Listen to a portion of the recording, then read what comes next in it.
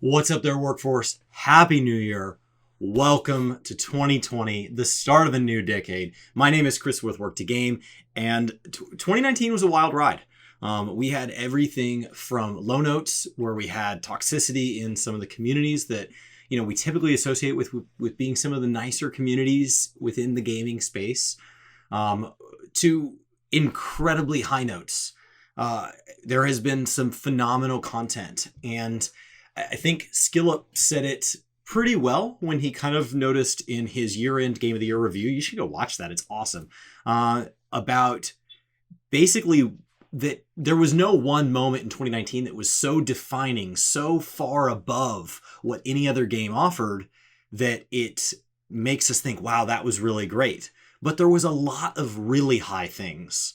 And because no one of them jumped out, it may not feel like, wow, I can really put my finger on what was great about 2019, and therefore maybe 2019 wasn't that good of a year. And that's just not the case. We had an impressive amount of great quality games that I think sometimes made it feel like you didn't even have time. Maybe you didn't get to Iceborne, or you haven't yet gotten to Shadowbringers, or you haven't tried these different things because there was something else great going on at the same time. And we're all limited on the amount of time we can play video games, so you just didn't get to them. And that's a good problem to have. I had some goals this year that I fell short on, like leveling up some of my alt classes in 14, and I had some goals this year that I went well above and beyond. So I got a lot better at making Gil, for example. If we're just going to keep things to Final Fantasy XIV, I've got some notes here to make sure I go through everything that I did. But honestly, a lot of that is centered around you guys. So I know Brian took his time at the end of 2019 to thank you guys, but I honestly can't thank you guys enough for hitting that subscribe button, for commenting, for visiting with us in Discord and in voice chat and on Twitter and everywhere else. That the community has just supported Brian and I so much. It's a year that really changed a lot for Brian and I. And I hope in 2020 we can kind of give a lot more back. We want to post at least as much as we did in 2019. I know we went through some spells where we were posting once every few days. We went through some spells where we were posting more than once a day. Hopefully there's some consistency there, but who knows what life will throw at us. And I wanted to get my 2020 goals down, I guess, on paper, for lack of a better term, to get them out here so that you guys knew kind of what my goals were. Maybe put them in perspective of your own goals. And then we could kind of talk about what that means for the channel, because it will drive a lot of what the videos come out. That doesn't mean that these won't change. This is just my best guess at what 2020 means, and my best guess at where I'd like to spend my time. I know that Brian's PS4 died, and he's not going to buy another PS4 since the PS5 is right around the corner.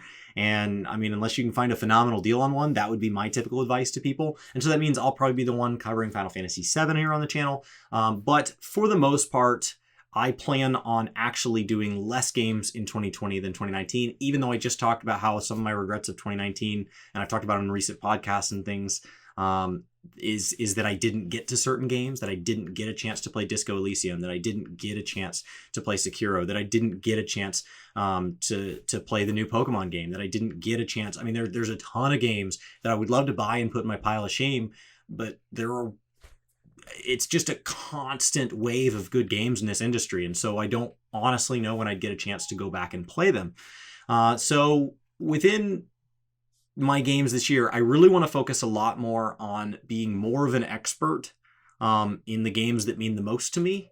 And that means going back and getting to things that I don't really feel I have gone deep enough on. So playing parts of games that I've never played, or I've played very little of, and going back to areas that I feel like I know a lot about, and really making sure that I know as much as possible about. So we'll start with 14, because I think that's the game that most people know us for in the community, even though Brian and I have thousands of hours on other games that either we played before the channel was a thing, or we've just never found a way to bring to the channel.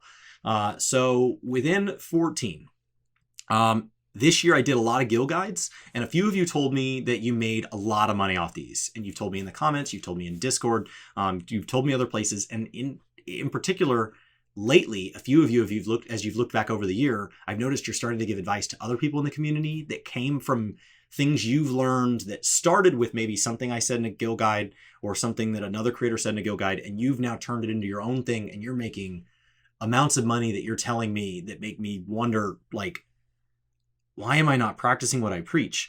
I think the highest number I've heard is 200 million off of just things said in my guides in particular. And that was somebody who never kept more than 500,000 around before. So it's a pretty drastic shift in 6 months or less in the amount of money you have around. So the highest I've been is 40 million before I get bored of what I'm doing and then I go spend money on other things. And it's not that what I'm doing doesn't work. It's that it's like, well, I don't need more. So I think I'd like to drive that number higher. I think I'd like to go ahead and get that extra digit. So I'd like to cross 100 million gil at some point, some screenshotable moment. I'd like to have the extra digit just because I can.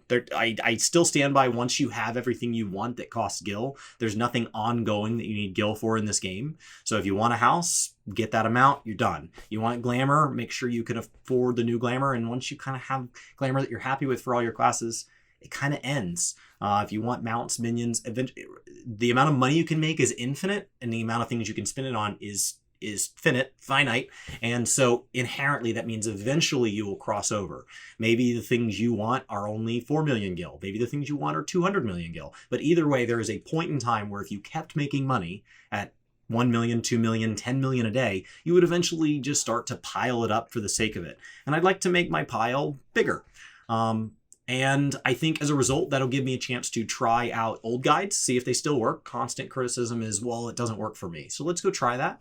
And then it'd give me a chance to maybe try some new ways, try some ways that I've seen on other communities in other games, or see things I've tried from heard of from creators within this community, and see, just try it out. So I look forward to doing more guild guides this year. Keeping on that vein, I will say, in WoW, there's been a lot of gold making strategies I'm getting really into for some goals that I have there. So I'd like to see if any of the things you can learn from creators like Want to Buy Gold, who's an incredible creator in the WoW community for showing you how and why you should make money a certain way. I'd love to see if some of his strategies work in 14, because there's a difference in the way the market boards work. There's a difference in the way currency inherently works. There's a difference in the way farms for things like transmog versus glamour and materials and things like that work, because the way dungeon loot works. So there's some inherent differences in like the structure of the systems that make up these games. And so I wonder if optimizing for the systems the way they work in WoW will still work in 14, or if there's enough structural differences in the game that they just simply are a waste of time. And the only way to know is to try it, to go put a few hours into a method, see if you can refine it, and then see if it's worth just giving up on, or if there's actually something there. I do want to go ahead and cap all my crafters. The Restoration of Ishgard content is really seeming like it's going to be interesting. So I've never had all my crafters at cap at the same time. So I'd like to do that. And then I'd like to get through all the jobs during 2020 that I said I would get through during Shadowbringers when Brian and I did the draft.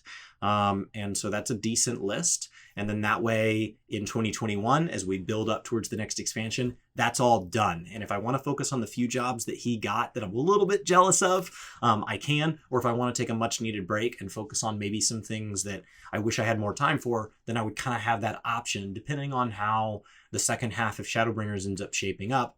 I would love to be hopelessly addicted to this game. And it has the potential for that. It's been an incredible year for Shadowbringers, and looking at the content schedule ahead of us, most, if not all of 2020 should be nothing short of incredible. Enjoying Shadowbringers to the fullest. We could look back and this could be one of the greatest expansions we've ever experienced. And that doesn't mean we wouldn't have future good ones. This is just that good that it might be something we never exceed. And so I want to really take advantage of it while we're in it. I don't want to look back and go, man, that was really something. I wish I'd spent more time with it. So that's, definitely the most of what I want to do in 14. I'd like to go back and maybe farm up a few old mounts or things like that. There's some little things I'd like to try. I don't know if I'll get time to. Getting through those on their own is a lot. And the last major goal is that during 2020, I want to replay all of ARR.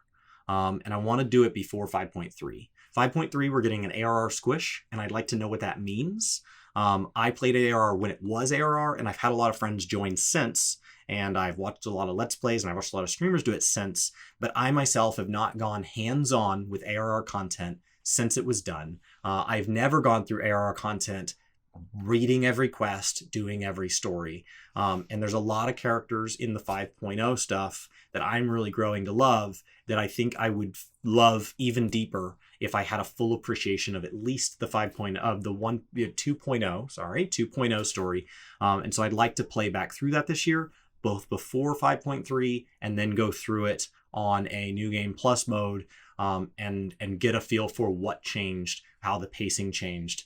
I know that SkillUp played pretty thoroughly watching his streams and how he goes at games. It was really neat to see him do that live. And I think it was 380, it was almost 400 hours of content just to get to current cap.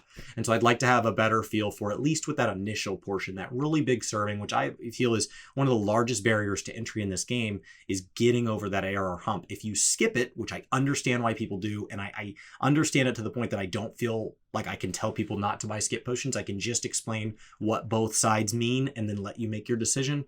But if you do skip it, then you don't have the buildup that we do. Like I did play ARR, so while I may not be a lore junkie and I may not know all this, I still have an appreciation for ARR that allows me to have a deeper understanding of how significant Shadowbringers is. And if you skip that, you miss that. But if you don't skip it, you've got to get through a lot of content. I think it was almost half of the time that he spent getting to current cap was spent in just the first expansion, not Heavensward and Stormblood. I think those two combined were less time than ARR. So I think at that point, I will have enough breadth of the game that it'll be time to go back. The channel's been old enough now that we actually should be going back and making sure that some of our older guides are more accurate. So not just controller guides, but not just guild guides, but in general, just going back and making sure that anything like leveling guides and all of that, it'd be a good chance to go back and see what's still getting views and make sure that that information is as accurate and updated as possible. So are there things that we would say differently or in addition to, either based on things we've learned since or changes to the game itself? Because the devs do a great job of listening. So maybe there's something I said, well, this is the best way to deal with the fact that this is not optimal. And they've actually gone back and updated those systems, improved those systems, made them easier to get into. Because especially with Shadowbringers, they've done a great job of making this game more accessible than it's ever been. And as of this video, we already know about things that are going to make it even easier to get into 14. And so, getting through all that, and then on top of that, knowing this year, it's possible the new relic system, it's possible that changes to crafters and gatherers, it's possible that changes to PvP are areas where I'm going to want to dive into. And, going through and running a lot of this content. I mean, PvP is something I am not an expert on in this game. And I usually feel that's because PvP is not the best part of 14. In my opinion, it's the weakest part of the 14 content. But I think saying that and not going out of my way to give it the time as a content creator, I feel like I'm not necessarily giving the game a fair shake. If I just want to be a player and just say that and say, it's not for me and skip it, that's fine. But I think that the channel's gotten big enough now at this point when Brian and I say things, while there are much larger voices in the room, I owe it to myself to be as accurate as possible. And I owe it to you guys to be as accurate as possible. So I just think that it's coming up on time that I should start. I don't know when. I know that if we had 1 million subscribers and we were the one-stop shop for the 14 community, that being anything less than 100% accuracy would be unacceptable in my own eyes. And I know that not making content, I would feel like, you know what? The only person I'd be screwing is myself. And somewhere along the way, I need to work on being more accurate. So why not now? There's no reason to wait until we're bigger to really go back and start spending time with systems that I've ignored because when I only have so many hours in a day, I tend to pick the things I like most. So I think that's a big set of projects. It might be a little over ambitious. It's not a very big list for the number of hours that it's probably going to take. But I have been working on it because I've kind of known this is the list I wanted. And so I'll go ahead and just continue down that drive, and I'll update you guys as I go in videos like this, and you'll in the guides you see. As I finish leveling classes, you're going to see those controller guides come out where they're missing and things like that. Now, as much as I've missed other games, I said I really want to focus in on a smaller list this year. So the other 2 games I'd like to focus on is WoW Retail, because I am optimistically hopeful that Shadowlands will be a step in the right direction. I do not believe that you can correct all of the systemic issues that led to the frustrations in BFA in one swing. I think it would be reckless to try to do so. I think that they have already started with patch cycles trying to make things better, but they've got some core issues that are going to be tough to fix. And I think that Shadowlands is going to try to take a big step in the right direction, but I think that they are so far into the frustration of some of the community that to try to step back to at least 0 is still probably several patches, if not several expansions. And I think that hopefully this will be a very large step, and I'd like to be there for that.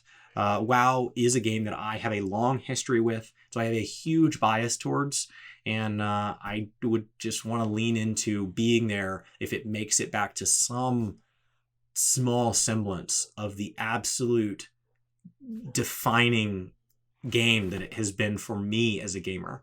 And then alongside that, I'd like to play Classic, mostly because I'm having a blast with my brothers playing it. It's every bit as much fun as it was the first time. So nostalgia aside, there was a reason we fell in love with it the first time playing together. At least those reasons are still there. And now, for the fact that we don't have as much time as we did back then, we're able to make up for that by the fact that my brother-in-law is playing for the first time ever. And we were on the phone talking about something else while he was playing. And he goes, gosh, I just can't find this thing. And I knew where the quest giver was from my memory. Like, there was no looking it up. And so that makes it even easier to get into because I just have that wealth of knowledge already built in. I'm not having to go out and Google things and learn things. I just know them because I have a ridiculous amount of time in that game. So starting with Classic, I'd like to hit cap. I've jumped servers now 4 times, and so I'm not at cap. But I'm moving right along there. I'm progressing. Actually, what's stopping me is that I'm leveling a character in retail at the same time, which is very, very fast. And then I'm going through the ARR story at the same time, and I'm doing them all together because I just think it's an interesting overlay, and hopefully I'll find a way to share that with you guys. I am reading every single quest in all 3 games, which for any of you that have been around long enough, thank you. Hopefully our content has improved for you, but I will say that it's pretty well documented and pretty well known here on the channel that of the 2 of us, I am by far not the lore guy, by far. I play the game because I have a fascination with video games and with the systems that define them and how those compare and contrast to each other. I have a tendency of putting a lot of things into similes and metaphors and analogies, and I just view everything through the lens of you have a problem. How does each of these game developers all solve really what is ultimately the same problem? How do they all solve the way currency works? How do they all solve the way a class works? How do they all solve the way dungeons work? How do they all solve the way transportation works? And that's what I get a lot of joy in, is seeing another take on it and playing through somebody's imagination of how a video game should feel. It's not necessarily about the story along the way. I'm a huge binge TV watcher, like I think many people are, where I will jump into a Netflix show or an HBO show, preferably after the season ends, so that I can watch the whole thing without stopping. But I don't necessarily want that to be in my video games. I kind of separate them. And so a game like 14 has always been really hard for me because it feels like I'm playing 5 minutes of a game and then being told to watch 5 minutes of Netflix. And it's like, I really only want to be doing one at a time, thank you. But I'm trying to come back and change that because the games are getting good enough now that I actively want to know more, and visiting with you guys on the channel and on podcasts is making the conversation interesting. So there's been multiple podcasts lately where I write the outlines. Brian does a lot of the editing and stuff, and I've been writing a lot of the outlines. And in the outline, I put questions about lore I want to share with the guest, because I'm that guy who finally watches the show 5 years after it comes out. And then at work, they're like, what do you guys want to talk about? Like, can we finally talk about that show? And they're like, we're done talking about that. I'm like, no, I'm finally caught up. And so I want to be more caught up in advance so I can talk about it while you guys are still excited about it. On Classic, I would like to get all my professions to cap, at least on one character. That's not horribly hard. I'd like to get to 10,000 gold. When I played in Classic prior to TBC, I'd never had that extra digit. I'd made it to 5, 6, 7, 8. I think I'd made it to 9 a few times, but I'd never made it to 10. And that's in addition to having my epic mount and all of that. So it's not just getting 10, it's getting something much greater than 10. And I'd like to kind of do all of that prior to when they decide if they're going taking us into Burning Crusade or they're hitting the reset button again. I want to take PvP more serious. Last time I remember it being something that I feel like it was on the box art originally, and then they added it later. And so like I got up the ranks. I think I made it. I didn't make it as high as my brother, and I don't know that I want to make it as high as him. I definitely don't want to go for Warlord or anything impossible. So I just want to know that I took it seriously. I don't really have a hard line in mind on what level I want to make it to, but I know I want to kind of do that. I think the way I'll probably measure it, because I want this video to be something I can go back and see if I hit it all, is I want to hit Exalted with all 3 PvP factions, because that means I spent at least some amount of time in all 3 forms of PvP. So Arathi Basin, Warsong Gulch, and Alterac Valley. That way it's something I can track and we can come back and say, you did it or you didn't.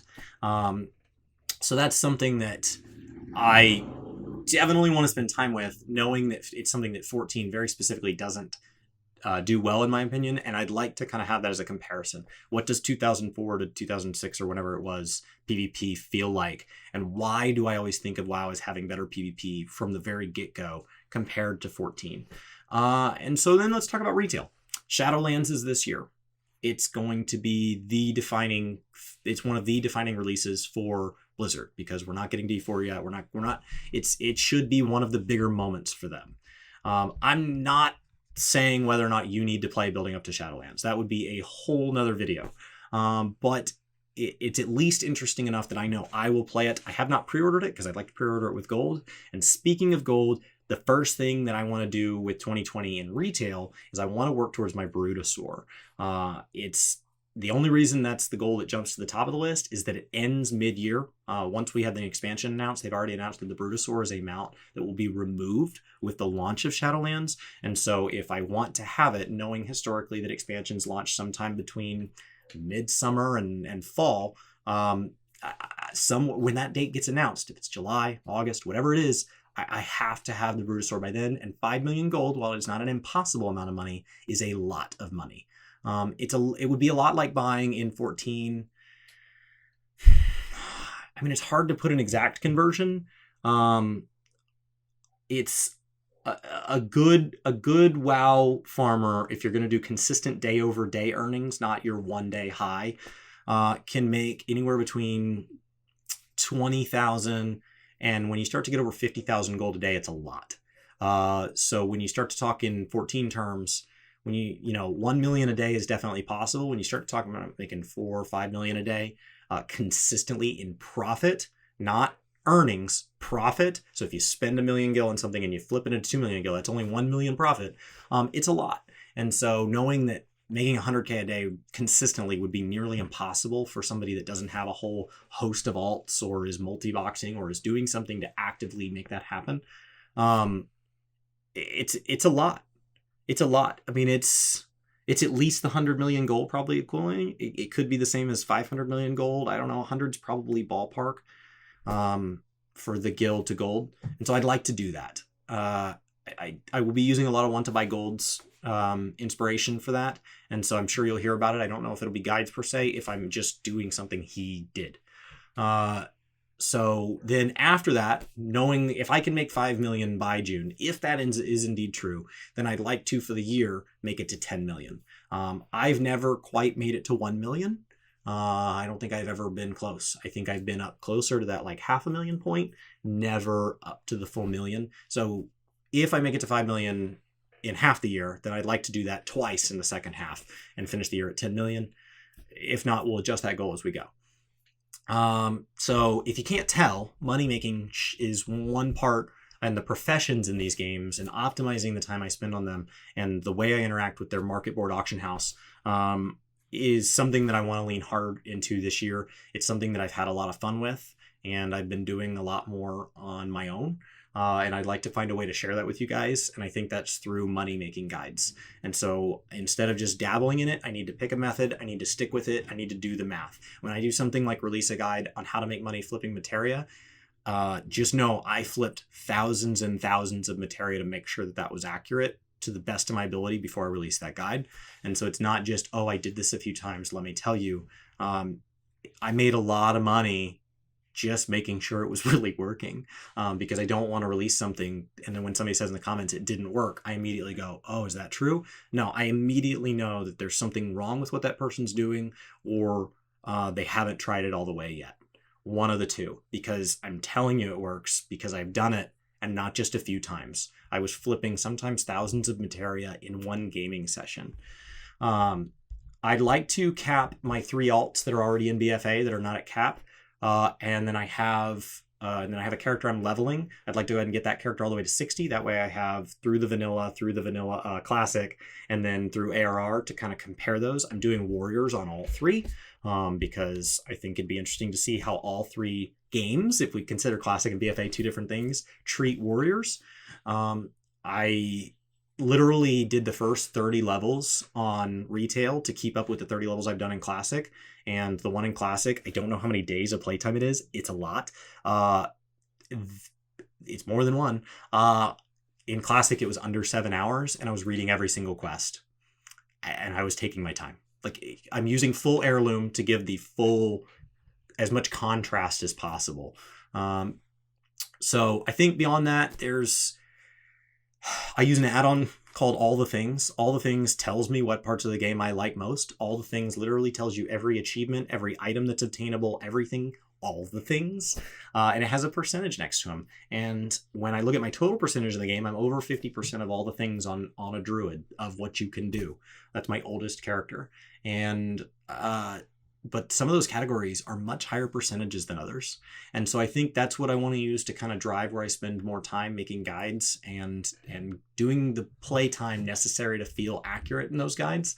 So I'd like to go back and get 50% in every major category. So when that add-on pops up, it'll have a category like out in the world stuff, dungeons and raids, PvP, and so on. I'd like to have 50% in each of those categories. And some of those categories, when I first kind of started writing my list for 2020, some of those categories at the time were under, I think the lowest of them was like 14% or something. So way low. Now I think the lowest is like 22 and the next lowest is 28. So they go up pretty quick because the first 50% of anything is pretty easy.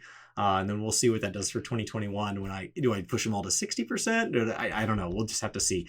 And then a lot of the gaps are because like within Dungeons and Raids, Draenor is the one expansion I didn't play at all. I quit during Pandaria, came back during Legion, so I missed all of Draenor. So like within Dungeons and Raids, the reason that one shot up from like, I think it was the one at 14%, it shot up to like 28, was because I was missing every single item and achievement that drops in Draenor. And so as I've gone back and done weekly lockouts on those and things, some of those dungeons have skyrocketed as I get the drops, especially with the new loot systems and stuff, the legacy loot systems. So, and then I think I missed the last raid in Pandaria and I missed like the first bulk of Legion. So that's another area that I'm just missing a lot. There's also areas where like, because of the way the achievements work, like if I ran it on heroic, I didn't necessarily have it on normal if I didn't run it on normal on that character. So that's definitely something I want to take more seriously, and I'm hoping to find ways to kind of overlap that with other guides I can make, as well as bringing back more of the Versus series. It's a big list. Individually, these things are not large. Let me get my exact list up here. Individually, it's cap jobs, cap crafters, make money, play systems you didn't play, and then do the initial leveling grind, not all of the leveling grind. It's not a big list.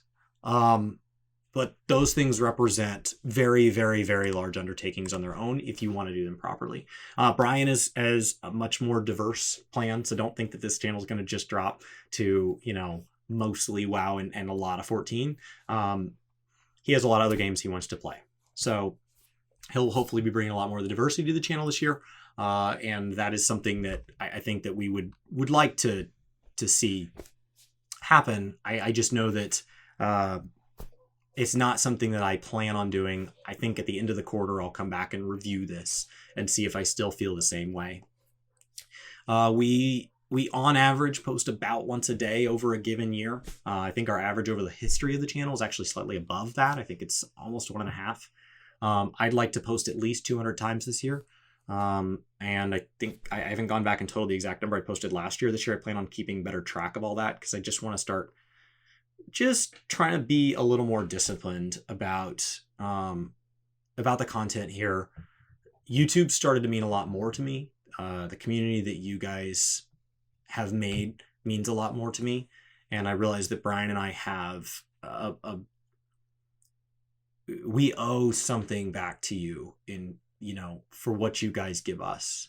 And so I want to be more disciplined about making the content higher quality. Overwhelmingly, I've been making longer videos and overwhelmingly in the comments when I get to the end here and I ask for the people that I know watch the whole thing, the response has been really positive to the longer formats, which has let us be more thorough on things. It's let me pull, 5, 6, 7 comments on community feedbacks instead of 3, maybe 4.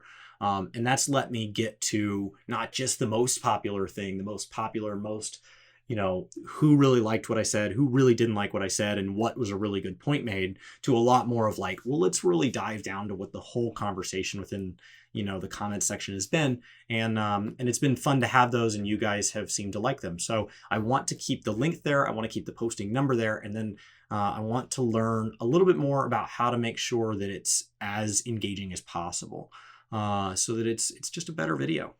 I have spent a lot more time in 2019 than I did in 2018 watching YouTube as opposed to watching content on other platforms. And there are things I admire about other creators, and I'd like to see if my own version of that is something that I can discover a little bit more about. So that's just kind of some goals I have there. And then I have some metrics that I've kind of written down for that. I'm not totally confident in those metrics yet, on like how I document it, but I know that 200 posts is a number. And I have some average target lengths and stuff, but that changes as you guys give feedback, as the algorithm, of course, gives feedback, because I know some of you don't like our thumbnails. I know some of you feel like we talk about certain subjects too often and other subjects not enough. But sadly, when we have videos getting suppressed where somebody asks over and over for a guide that we did release and they just never saw it, and when they search it, they can't find it, the algorithm is something we have to play into.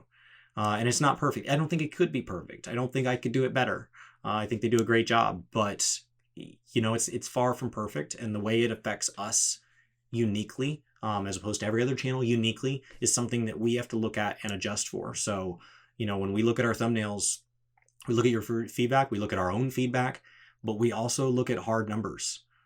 When we put up a thumbnail and they have a couple of stats. One is called impressions. That's basically the number of people on the highway that saw the billboard.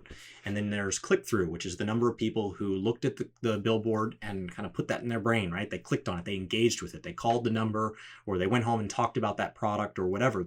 That ad worked. Those numbers are very real, and they're represented over very large numbers. Impressions are something that even at our size can often be hundreds of thousands of times that billboard was shown. And so it's not just what one person thinks. It's a much broader way of looking at things. And unfortunately, just the nature of a system like this is if you make content that you want to share with people, then you have to play into the method by which it's shared.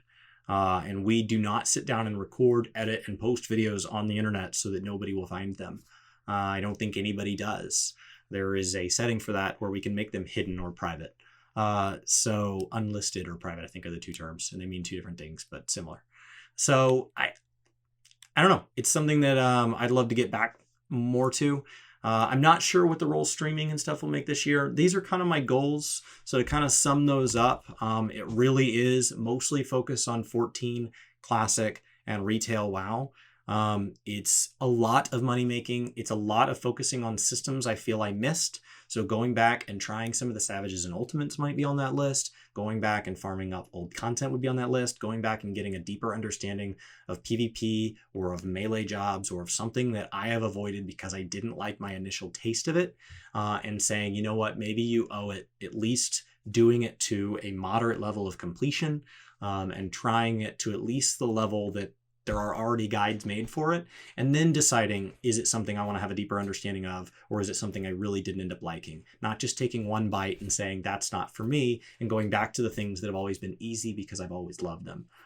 So having a deeper understanding of these 3 games is a huge part of this year. Yes, I will take breaks for playing things like Final Fantasy VII. Yes, I will take breaks for playing other games as they come along. But mostly that is where you guys will expect my half of the content to come from. We've talked about possibly, we haven't totally nailed down how we're going to do it, doubling the number of podcasts this year, or at least aiming for it. We've talked about making some of the sections of the channel that you guys have always loved more mainstays, and making an effort to make sure that they're coming out at a more consistent clip, which just requires more planning. It just requires more effort, and the effort you guys have brought to bring joy into our lives and into each other's lives, and keeping the positive comment section and engaging with us and saying thank you and all of this has been incredible. And so I think that Brian and I feel like we owe you, you guys have stepped up, so we want to step up. So thank you guys so much for an incredible 2019. I hope as of today you are off to an incredible 2020.